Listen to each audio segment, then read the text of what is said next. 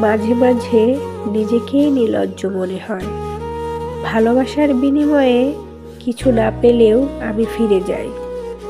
যাকে ভালোবাসি বলে বিশ্বাস করি, তার অবহেলা আর অপমান নিয়েই বারবার তার কাছেই ফিরে যাই।